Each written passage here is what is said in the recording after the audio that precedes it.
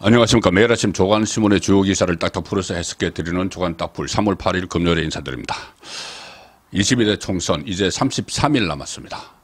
4년 전 2020년에 비해서는 국민의힘의 상황이 상당히 좋아진 건 맞습니다. 그때는 180대 103으로 당시 미래통합당이 참패를 했죠.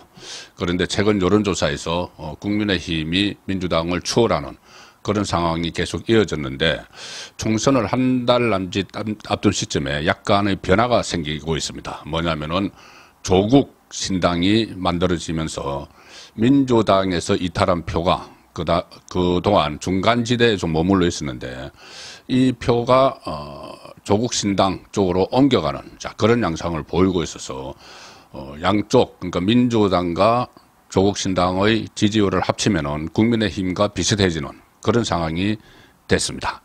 자, 조선일보 그 부분을 분석을 했습니다. 정치면 기사입니다.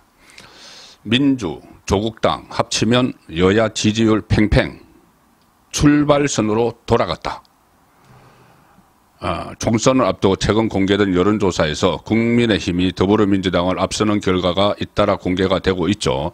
그러나 전문가들은 국민의힘 지지율 1위에는 착시 효과가 있다. 조국 혁신당의 지지율을 합칠 경우 야권 지지율이 높거나 팽팽한 경우가 많아서 실제로는 우열을 점칠 수 없는 상황이다. 이런 지금 분석이 나오고 있습니다. 특히 여당은 한동훈 비대위 효과가 극대화된 시점이죠. 지금이 극대화되어 있는 시점입니다. 그래서 이것이 좀 내려갈 수 있다는 이야기죠. 지금 냉철하게 판단을 하고 있는 겁니다. 반면에 민주당은 공천 파동이 일단은 어떻게 됐든 정리수순으로 들어가고 있다. 탈당한 사람은 다 탈당을 했고 남아있는 사람은 순응을 하는 그 상황이 되고 있죠. 그래서 진검승부는 지금부터다. 이 평가가 나옵니다. 여론조사에서 관계자는 이렇게 이야기합니다. 0.73%포인트 차이가 났던 지난 대선의 팽팽했던 여야 구도가 지금 결과적으로는 크게 변한 게 없다. 비슷하다 양쪽이.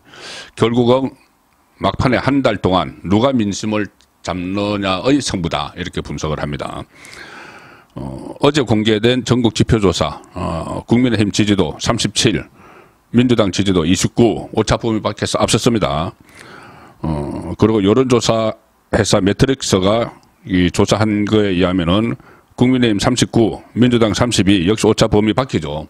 그런데 여기다 조국 신당을 끼워 놓으면은 오히려 야권세가 강하다. 이 분석이 나옵니다.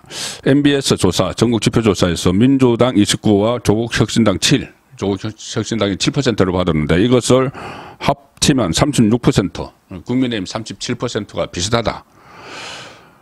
최근 조사에서 정당 지지율 7% 안팎, 조국 혁신당, 비례대표 15% 안팎 지지율을 얻고 있는 조국 혁신당의 상승세, 여권의 악재다.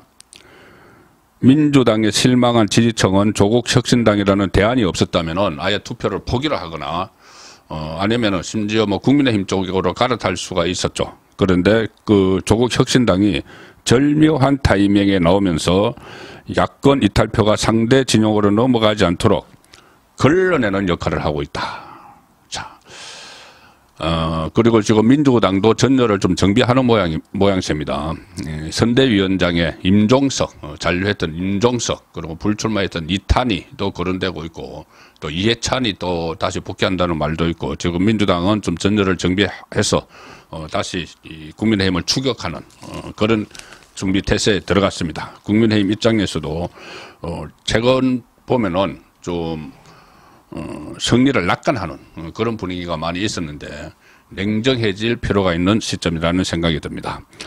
자, 중앙일보는 일면 사이드와 사면 기사에서 4년 전 총선에서 이 3%포인트 이내로 승부가 갈렸던 곳이 있습니다. 그곳이 이번 총선에도 스윙 스테이트가 될 것이다. 자, 이런 분석 기사를 내렸습니다. 중앙일보 기사입니다. 4년 전 3%포인트 내 격차 19곳이 있었는데 이번 총선에서도 스윙 스테이트가 됐다. 그리고 0.7%포인트 차가 났던 권영세, 강태웅, 용산에서 리터 매치한다. 그리고 경남 양산도 주목된다. 경남 양산은 김태호, 김두관 이 두 사람이 맞붙고 있죠. 양산 을에서 3% 격전지가 승부처다. 3% 격전지라는 것은 4년 전 21대 총선에서 3%포인트 이하 차로 승부가 갈린 지역구 21대 총선에서 민주당은 180, 미래통합당 103석을 얻어서 77석이나 차이가 났는데 그때 77석 차이가 났죠. 그런데 지역구 총 득표율은 민주당이 49.9, 미래통합당 41.5, 8.4%포인트밖에 차이가 안 났습니다. 이것은 뭐냐 하면은 여러 지역에서 미세한 표 차이로 민주당이 의석을 많이 가져갔다는 이야기가 되겠죠. 그래서 그걸 보면은 3%포인트 이하 격차의 지역구가 19곳. 지금 선거구 재편을 반영하면은 3% 격전지는 이번 총선에서 18곳. 그 중에서 16곳의 대진표가 확정이 됐습니다. 가령 분당갑에서, 분당갑에 출마했던 김은혜, 그때 김은혜 후보가 민주당 김병관 후보에게 0.8%포인트 차로 이겼다. 그 지역도 있고, 그 지역은 이번에 안철수와 국회 사무총장 지낸 이강재가 또 격돌을 하기 때문에 여기도 아주 미세한 차이로 승부가 날 수가 있다. 그 다음에 이 김은혜가 옆 지역구로 옮겼죠. 분당을에서 출마를 하는데 여기도 4년 전에 김병욱 민주당 후보가 미래통합당 김민수 후보에게 2.8%포인트 차로 이겼기 때문에 김은혜가 투입돼서도 이제 비슷한 격전지가 될 수 있다는 이야기입니다. 용산은 권영세와 강태웅 0.7%포인트 차로 그 승부가 갈렸는데 이 대통령실 이전으로 상징성이 더 커졌죠. 여기서 리트매치가 벌어진다. 그리고 충남, 공주, 부여, 청양에서도 정진석 후보 그리고 문재인 청와대 대변인 출신 박수현 민주당 후보가 재대결을 하는데 4년 전에 정진석이 2.2%포인트 차로 이긴 곳. 자, 이런 것이 승부처가 된다는 분석 기사입니다. 그래도 가장 많은 관심을 모으는 빅매치 지역은 인천 계양을이죠. 자, 인천 계양을. 원희룡 후보와 이재명이 맞붙었는데 또 원희룡 후보의 후원회장으로 같이 선거운동을 하는 이천수 선수가 전 국가대표 선수가 또 폭행을 당했다는 이런 뉴스도 지금 아침에 들어오고 있습니다. 자, 뉴스원 기사입니다. 뉴스원이 조사를 광범위하게 했는데 인천 계양을에 대해서 격전지 여론조사 계양을 16%포인트 격차였던 이재명 원희룡 4%포인트로 초접전. 자, 총선 최대 격전지가 되고 있죠. 인천 계양을에서 운명의 대결을 펼칠 이재명 원희룡 지지율 격차가 시간이 갈수록 좁혀지고 있다. 이제 33일 남았습니다. 지금 4%까지 쫓아갔다는 이야기죠. 명룡대전 성사 가능성이 제기된 지난 1월 말 실시된 여론조사에서는 16%포인트 격차를 기록했지만 총선을 34일 앞둔 어제 기준으로는 오차 범위 내의 초접전을 벌이고 있다. 뉴스원이 한국갤럽에 의뢰해서 7일 날 계양을 주민들 504명을 대상으로 실시를 했는데 이재명은 45%, 원희룡은 41%, 자, 4%포인트 차로 따라붙었습니다. 40여일 전만 해도 두 후보의 지지율 격차는 16%가 넘었다. 리서치앤리서치와 여론조사 공정위 펜앤마이크 의뢰로 1월 30일부터 31일까지 여론조사를 실시를 했는데 이때 양자 대결 결과 이재명은 48, 원희룡은 32, 격차가 16%포인트가 났죠. 자, 그런데 이게 지난 2월 17일, 19일 한국리서치 KBS 조사에서는 10%포인트 줄었다가 지금 4%포인트로 압축됐습니다. 인천 계양을은 야권 강세 지역이죠. 송영길이 내리 3선을 했고 또 한 번은 보궐선거 인천시장 가느라고 보궐선거에서 국민의힘 계열이 한 번 당선됐고 그 다음에 20대 21대 또 송영길이 당선되면서 5선을 한 것입니다. 그리고 이재명에게 지역구를 물려줬었죠. 자, 그래서 여기서 원희룡 전 장관이 승리한다면 상당히 큰 의미가 생기는 지역입니다. 지금 양쪽은 비례대표 공천에도 박차를 가하고 있습니다. 자, 동아일보 정치면 기사입니다. 여당은 인요 한등 호남 5명 비례 당선권 배치 검토, 야당은 땅콩회항, 박창진 등 시민단체 목 12명 압초. 김행 전 여성가족부 장관 후보자가 지금 공천 신청을 했습니다. 국민의 미래 비례대표 후보 공천 신청을 했습니다. 그때 청문회 도중에 자리를 떠서 논란이 일어났었죠. 그리고 결국은 임명이 되지 못했는데 김행 전 후보자가 공천을 신청을 했고 국민의 미래가 호남 출신 인사의 당선권 배치를 검토하는 가운데 인요한 전 혁신위원장도 공천을 신청할 가능성이 거론된다.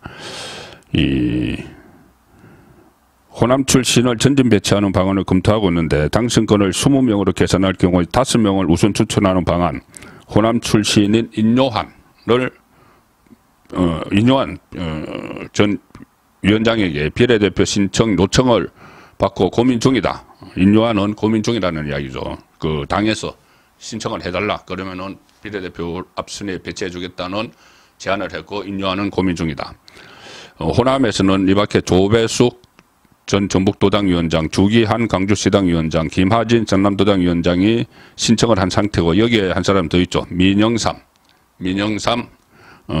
사회통합연구 원장도 공천 신청을 지금 했습니다.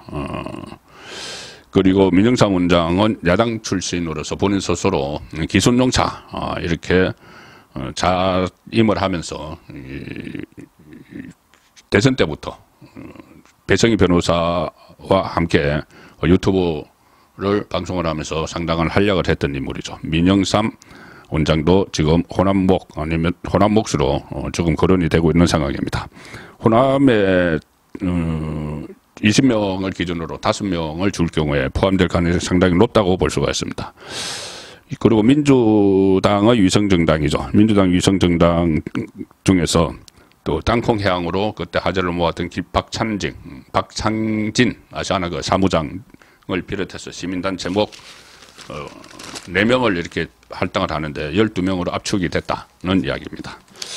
자, 마지막 소개해드릴 기사는 손명순 여사, 김영삼 전 대통령 부인 손명순 여사가 어제 돌아가셨습니다. 중앙일보와 동아일보 제목은 비슷합니다. 민주화 투쟁 내조 YS 가장 잘한 일은 아내 만난 것이다. YS 가장 잘한 것은 아내와 결혼한 것이다. 조용한 내조의 상징. 2대 제약 때 YS 만나서 64년을 해로를 했고 YS는 잘 때마다 맹순이 잘잘해 이야기를 했다고 합니다. 명순, 손명순 여사. 경상도에서 발음이 명순 잘한다니까 맹순이 잘잘해 이런 이야기를 잠잘 때마다 했다. 조용하지만 타고난 선거 전략가 YS 대통령 당선되는데 1등 공신 이런 평가도 사후에 받고 있습니다. 3월 8일 보내드린 조간 딱풀이었습니다.